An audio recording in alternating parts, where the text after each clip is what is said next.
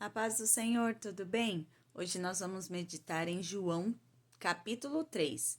Nós vamos ver aqui que um certo homem chamado Nicodemos, que ele era um dos principais dos fariseus, né, um homem assim, especialista, mestre da lei, e ele marca o encontro com Jesus à noite. E aí ele começa a conversar com Jesus e fala: bem sei que és mestre, porque ninguém pode fazer as coisas que o Senhor está fazendo se Deus não for com ele, né? Explica-nos como você faz tudo isso. E aí Jesus fala para ele assim, começa a falar: aquele a quem Deus não deu conhecer o reino dos céus, não vai conhecer, né? Ele fala assim: verdadeiramente te digo que aquele que não nascer de novo da água e do espírito não pode ver o reino dos céus. Nicodemos disse: como pode o homem, sendo velho, tornar o ventre da sua mãe?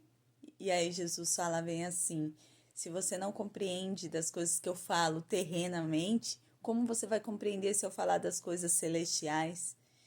E Jesus em seguida diz assim: o vento sopra, mas você sente ele, mas você não sabe de onde ele vem e para onde ele vai. Assim é todo que é nascido pelo Espírito. Olha só que Jesus quis dizer, né, que nós somos tocados pelo Espírito Santo e somente aquele que é tocado pelo Espírito Santo pode saber qual é o caminho, né?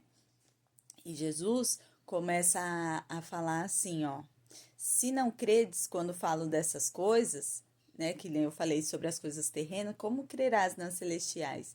Aí Jesus diz assim: ninguém subiu ao céu senão aquele que desceu do céu. Ele estava falando sobre ele mesmo, né, sobre Jesus. E Jesus fala uma coisa muito importante aqui, que necessário era que a serpente fosse levantada no deserto para que houvesse salvação no tempo de Moisés. E agora, nesse tempo, necessário era que o Filho do Homem fosse levantado para que houvesse salvação. E aqui tem o versículo mais conhecido de todos, de todo mundo, até das pessoas que não são evangélicas, de todo, que é João 3,16, que diz: porque Deus amou o mundo de tal maneira que deu seu Filho unigênito para que todo aquele que nele crê não pereça, mas tenha vida eterna. Essa é uma promessa que o Senhor tem para a sua vida. Se você crê que Jesus é o autor e consumador da sua fé, você será salvo. É simples dessa maneira. Olha que coisa mais linda, né?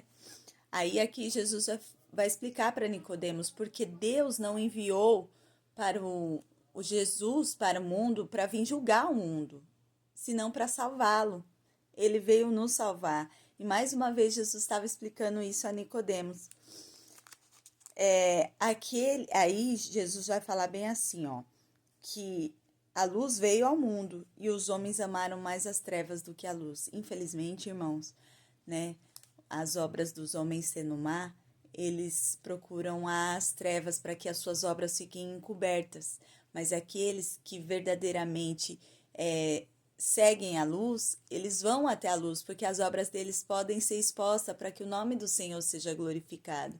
Isso é muito profundo, né?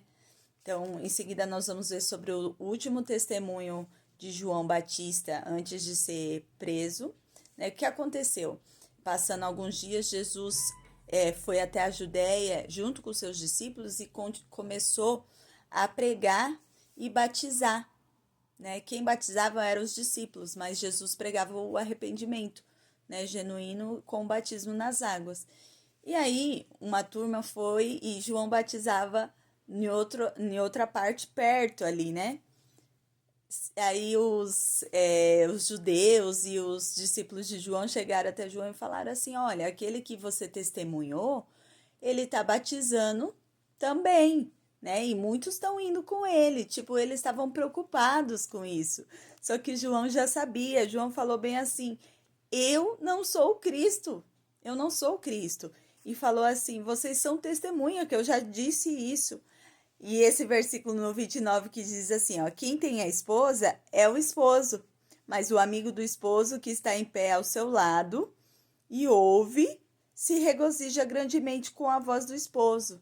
Assim, pois, o meu gozo está cumprido. Olha que coisa linda. João reconhecendo que Jesus estava acima dele, que a noiva que somos nós é realmente para buscar o noivo que é Jesus. E ele é apenas um amigo do noivo que está feliz para que tudo isso aconteça. Olha só que privilégio, né? E no 30 diz assim: é necessário que ele cresça e eu diminua. João entendia que era necessário que isso acontecesse, né? Que a noiva fosse buscar ao noivo. Então ele diz assim: eu sou da terra, falo das coisas terrenas, mas aquele que veio do alto fala das coisas celestiais e ele é maior. Olha que privilégio você tem. O seu Deus, o meu Deus, ele veio à terra, mas antes ele habitou no céu. Ele é conhecedor de todas as coisas, ele é maravilhoso, ele é perfeito. O nosso tempo é preso, mas ele não, ele tem um tempo cronos, ele era antes, é agora e será eternamente. Então aqui João admite isso, admite essa divindade, né, de Cristo, né?